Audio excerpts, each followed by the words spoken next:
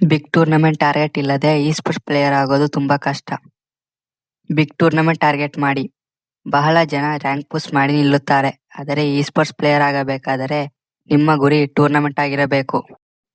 Team ಜೊತೆ practice ಮಾಡಿ. Solo rank push ಕಡಿಮೆ ಮಾಡಿ. ಫಿಕ್ಸ್ಡ್ ಸ್ಕ್ವಾಡ್ ಜೊತೆ ಪ್ರಾಕ್ಟೀಸ್ ಮಾಡಿ.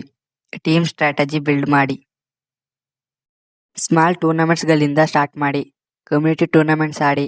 ಕಸ್ಟಮ್ ರೂಮ್ಸ್ ಕಾಂಪಿಟೇಷನ್ಸ್ ಆಡಿ. ಲೋಕಲ್ ಇ-ಸ್ಪೋರ್ಟ್ಸ್ ಈವೆಂಟ್ಸ್ಗೆ ಪಾರ್ಟಿಸಿಪೇಟ್ ಮಾಡಿ. ಸಣ್ಣ ಟೂರ್ನಮೆಂಟ್ಗಳಲ್ಲಿ ಅನುಭವ ಪಡೆದ ನಂತರ ದೊಡ್ಡ ಈವೆಂಟ್ಸ್ಗೆ ಹೋಗಿ. ಪ್ರೆಷರ್ ಹ್ಯಾಂಡಲ್ ಮಾಡೋದು ಕಲಿಯಿರಿ. ಟೂರ್ನಮೆಂಟ್ಸ್ನಲ್ಲಿ ನರ್ವಸ್ ಆಗುವುದು ಸಾಮಾನ್ಯ.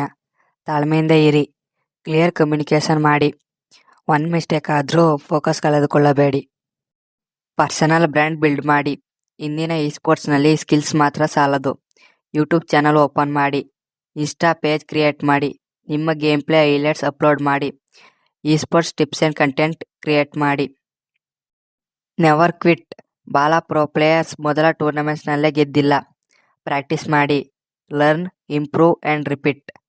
ಇದೇ ಥರ ಇನ್ನಷ್ಟು ಇನ್ಫಾರ್ಮೇಷನ್ ವಿಡಿಯೋಗಳಿಗೆ ನನ್ನ ಚಾನಲನ್ನು ಸಬ್ಸ್ಕ್ರೈಬ್ ಮಾಡಿಕೊಂಡು ಬೆಲ್ ಐಕನ್ನ ಆಲ್ಗೆ ಸೆಟ್ ಮಾಡಿ.